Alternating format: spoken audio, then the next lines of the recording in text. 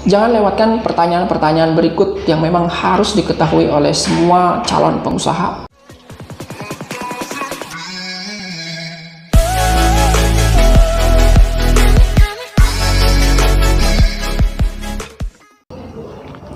Pertanyaan pertama, apakah yang dimaksud dengan maklun? Jadi simpelnya maklun itu adalah kita nebeng produksi di tempat produksi yang sudah memiliki izin.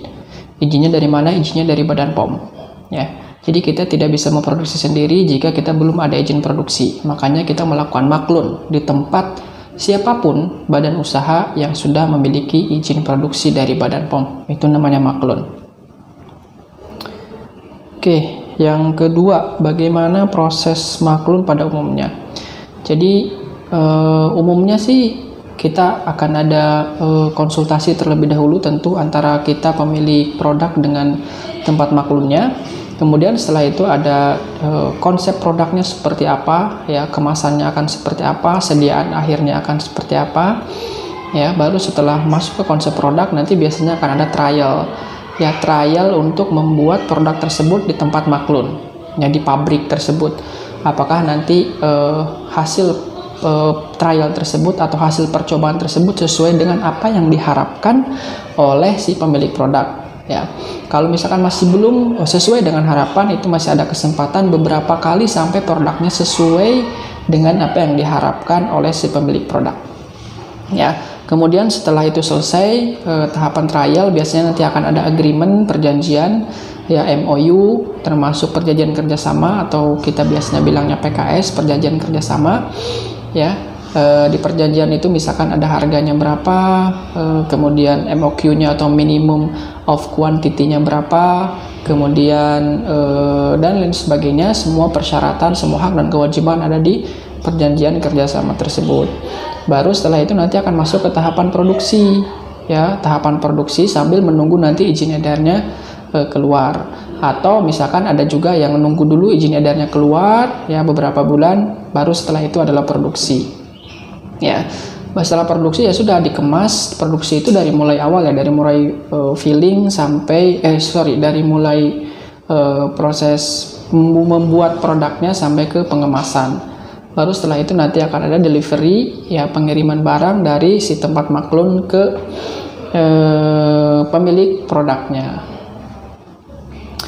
Oke, pertanyaan yang ketiga adalah apakah semua produk didaftarkannya di Badan POM? Tentu tidak, ya. Jadi hanya produk-produk yang memang di otoritasnya ada di Badan POM saja yang didaftarkan di Badan POM. Selebihnya ya nanti akan ada yang di Kementerian Kesehatan untuk daftar PKRT, ya, semisal tisu basah, cotton bud, sabun cuci piring dan lain-lain. Ya, kemudian ada lagi yang di PIRT untuk makanan dan minuman. Ya, ada lagi mungkin selain yang untuk kebutuhan-kebutuhan tersebut, ya. Kalau pupuk misalkan kemana, ya tentu ke Kementerian Pertanian. Jadi tidak semua produk itu didaftarkan di Badan POM, ya. Ada otoritas-otoritas, instansi-instansi pemerintah yang memegang khusus untuk produk-produk tersebut. Oke, pertanyaan yang keempat adalah satu nomor izin edar atau NIE, ya, nomor izin edar, apakah bisa digunakan untuk banyak produk? Satu nomor izin edar itu tidak bisa digunakan untuk banyak produk, ya.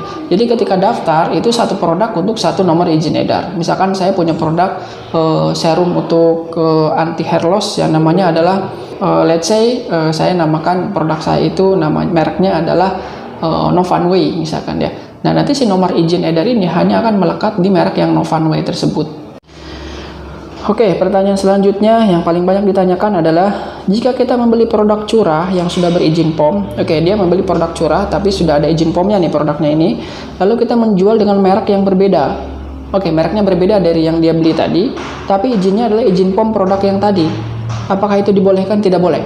Ya, seperti yang saya sampaikan tadi bahwa satu izin edar itu untuk satu merek. Jadi kita tidak boleh dua merek yang berbeda itu izin edarnya cuma satu, nggak boleh, ya.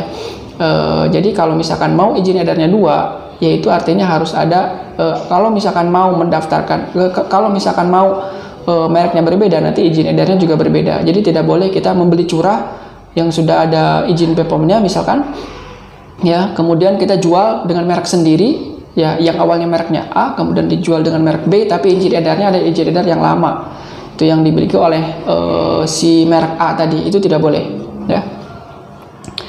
Oke, pertanyaan yang selanjutnya adalah, saya punya produk kosmetik dibuat di rumah, apakah bisa didaftarkan izin POM-nya?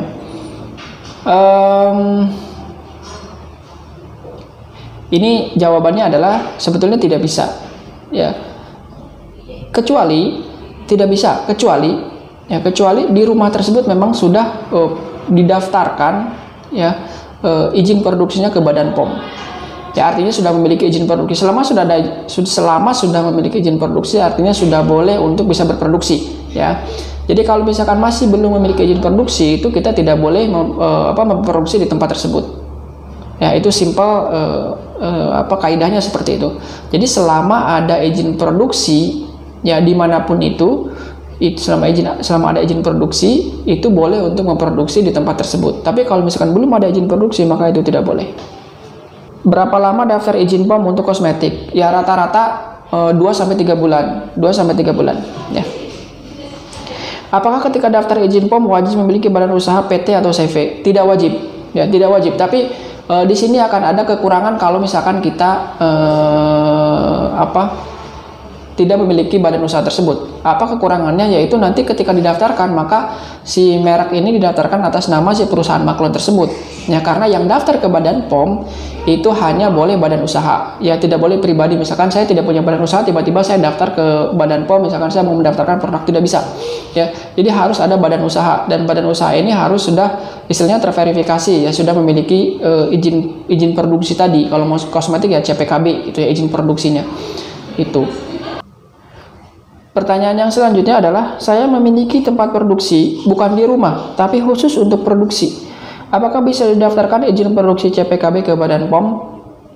Ya, oke, saya ulangi. Saya memiliki tempat produksi bukan di rumah tapi khusus untuk produksi. Apakah bisa didaftarkan izin produksi CPKB ke Badan POM? Bisa. Ya, bisa saja. Ya, bisa saja. Jadi dicoba itu didaftarkan tempat produksi tersebut untuk bisa mendapatkan CPKB. Nanti perihal disetujui atau tidaknya ya terserah, nanti Badan POM akan menilai, mengaudit dan lain sebagainya. Berapa lama proses keseluruhan mendaftarkan izin produksi CPKB di Badan POM? Berapa lama proses keseluruhan mendaftarkan izin produksi CPKB di Badan POM? Ya, ini tergantung, ya. Jadi kita tidak bisa mengeneralisir semua proses di Badan POM itu misalkan berapa lama gitu, ya. Terkadang ada revisi-revisi yang harus tergantung kitanya juga gitu. Kalau misalkan dokumen kita sudah siap, sudah komplit, ya tentu akan lebih cepat. Saya memiliki produk belum berizin POM, tapi bahannya tidak menggunakan bahan-bahan berbahaya. Apakah saya melanggar peraturan? Oke, jadi secara regulasi memang aturannya adalah barang yang beredar itu harus memiliki izin dari Badan POM, yang memang harus didaftarkan di Badan POM gitu. Meskipun bahan-bahannya tidak berbahaya, tetap saja kita harus mendaftarkannya gitu, karena itu sudah aturan pemerintah, itu aturan mutlak lah gitu kan. Tapi di sini misalkan ada pengecualian, ya. Kalau misalkan kita masih melakukan market testing, ya, untuk kalangan terbatas, ya silahkan saja, ya. Tapi tidak untuk dijual bebas misalkan di online dan lain-lain yang akan memudahkan orang untuk membeli, itu ya tetap harus berizin gitu. Oke, selanjutnya pertanyaannya adalah, apa saja syarat bahan baku supaya produk yang kita daftarkan bisa diterima oleh Badan POM? Jadi kelengkapan dari bahan baku selain bahannya yang pertama tadi tidak berbahaya, yaitu harus dibuktikan dengan ada yang namanya yang pertama COA. COA itu adalah Certificate of Analysis. Jadi itu sertifikat gitu, ya. Sertifikat yang memang misalkan ini bahan ini tidak mengandung logam berat, tidak mengandung bakteri misalkan, ya. Kemudian tidak mengandung narkotika dan psikotropika dan lain-lain gitu, ya. Di COA itu ada. Kemudian ada lagi yang namanya MSDS, ya, Material Safety Data Sheet, ya. Jadi itu lembar-lembar data keamanan bahan gitu, ya. Kemudian ada lagi sertifikat halal, ya. Sertifikat halal ini nanti dibutuhkan ketika kita ingin mendaftarkan produk kita untuk bisa mendapatkan izin dari LPPOM MUI. Ya, syaratnya harus ada itu 3, COA, MSDS, dan sertifikat halal. Oke, pertanyaan selanjutnya adalah, bolehkah menjual produk secara online sementara izin edarnya belum ada. Tidak boleh ya. Ini meskipun saya lihat di shop, di marketplace lah gitu kan ya, di marketplace itu banyak sekali produk-produk yang beredar yang belum ada izin dari Badan POM-nya ya. Ya ini diusahakan jangan seperti itu ya. Khawatirnya nanti kalau misalkan tiba-tiba volume penjualannya banyak ya, kemudian pasti akan ada Badan POM yang memang punya inisiatif lah untuk mengecek gitu kapan apakah ini ada izin edarnya atau tidak. Nah kalau misalkan suatu saat nanti kena sidak kan kita sendiri yang rugi gitu ya, seperti itu. Jadi sebisa mungkin kalau misalkan sudah masuk online ya sudah ada izin edarnya. Oke, pertanyaan selanjutnya, apakah izin edar di BPOM itu sama saja untuk semua produk? Apakah izin edar di BPOM itu sama saja untuk semua produk? Ya beda ya, beda. Jadi nanti akan ada kategorinya, misalkan untuk obat tradisional ada yang namanya POM TR, misalkan untuk kosmetik ada yang namanya POM NA ya.